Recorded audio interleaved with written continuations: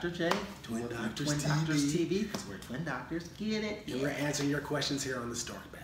So our next question comes from Aubrey in South Carolina. With her last delivery, twins, we love twins. We love twins. Aubrey had a C-section. She's pregnant again. Congratulations, Aubrey. And she wants to know if she should have a VBAC, which is a vaginal birth after C-section, or if she should just go ahead and have another C-section. So this is a question we get all of the time, and part of the reason for that is 30% roughly of deliveries in the United States now are by cesarean section, and so we have a lot of women out there who have had previous cesarean sections who now want to know, should I have another cesarean section or should I try and have that VBAC, that vaginal birth after cesarean section? Well, obviously, like all things in life and medicine, there are pros and cons to both approaches. So let's look at the VBACing first. What is the pro to having a vaginal birth after cesarean section? Well, number one, if you're successful with your VBAC, you're going to avoid major abdominal surgery, you're going to have a shorter postpartum recovery, and you will have the ability with future pregnancies, should you so choose, to VBAC or have a vaginal birth again. So those are the pros to VBACing.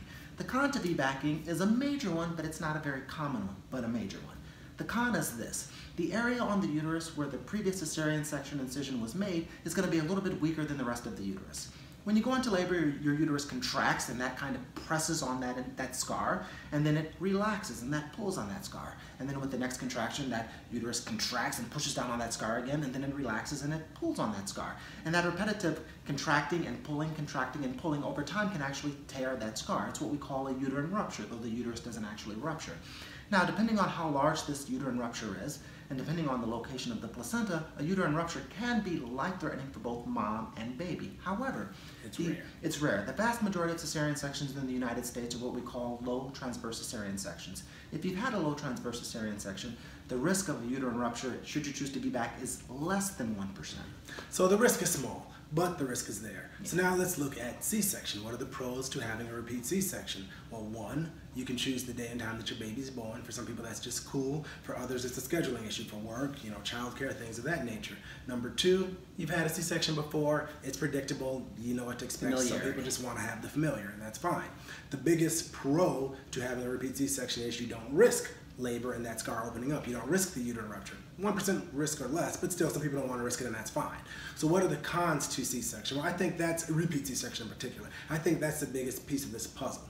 While I tell my patients all the time C-sections are easy surgery, they're not brain surgery, they are surgery. So anytime you have surgery, there's a risk of damaging your uterus, your ovaries, your tubes, your bladder, your bowel, any adjacent structures. Risk of bleeding, risk of infection, risk of blood clots after surgery. Exactly. And more importantly, with each subsequent pregnancy, because you have to have a C-section forevermore if you have two, then that uterus gets weaker and weaker and weaker. So you're more prone to actually have the scar open up even before labor occurs, and you're prone to placental issues, which can actually lead to life-threatening complications for moms. So while the risks of C-sections aren't huge, with each subsequent one, they get larger and larger and larger. And that's why the Twin Doctors and ACOG, the American College of Obstetricians and Gynecologists, recommends that if you are a proper candidate, you attempt to VBAC if you only had one C-section. Proper candidate being somebody that's only had one C-section in the past. Low transverse incision, which the vast majority of them are. That the baby's in the proper position, that there are no issues with the placenta. Those are the main ones. So of course, talk to your doctor as always, but really, really, really, really consider VBACing.